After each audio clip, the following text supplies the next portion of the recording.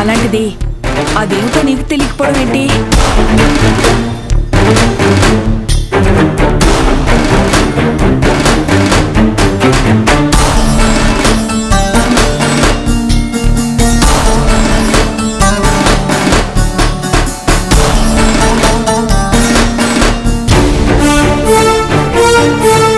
నా మొహం ఏముంది అక్కడ?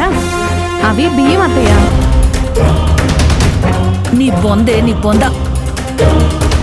వాటిని బియ్యం అనరు, అక్షింతలు అంటారు.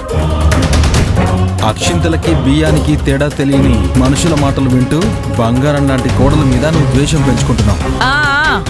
అవకాశం దొరికింది కదా అని తులసిని ఆడిపోసుకోకు. ఆడిపోసుకోవడం, ఉసురు పోసుకోవడం, అసూయ పడ్డం లాంటి వాటికి బ్రాండ్ అంబాసిడర్ ఈ తులసి.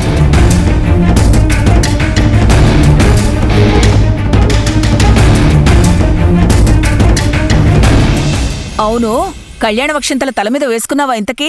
లేదత్తయ్య. అయ్యో, కొంచెమైనా బుద్ధుందా నీకు? సీతారాముల కళ్యాణానికి వెళ్ళి అక్కడ ఉన్న అక్షింతలు తల మీద వేయించుకోకుండా వస్తావా? ఏమో అత్తయ్య, దాన్ని బావ పక్కన చూస్తుంటే నా కడుపు మండిపోతుంది. అందుకే ఇలాంటివేవీ ఆలోచించలేదు. ఓసే పిచ్చిదానా, ఆ అక్షింతలు వేసుకుంటేనే నీకు త్వరగా పెళ్ళవుతుందే. అత్తయ్య ఇలారా.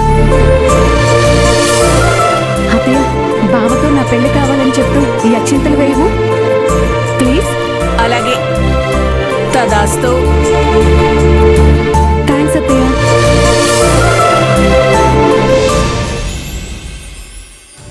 మేడం గారు, నాకొకటి అర్థం కావడం లేదు.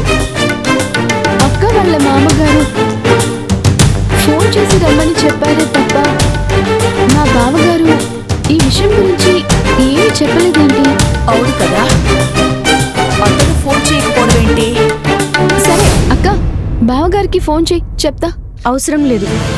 అదేంటక్క, బావగారిని అడిగితేనే కదా మీ మామగారు రేపు మనల్ని ఎందుకు రమ్మన్నారో తెలిసేది. నాకు తెలుసు. అంటే ఎందుకు రమ్మన్నారో తెలుసా? తెలుసు మేడం గారు. తెలిస్తే చెప్పొచ్చు కదక్కా. తెగదెంపులు చేసుకోవడానికి.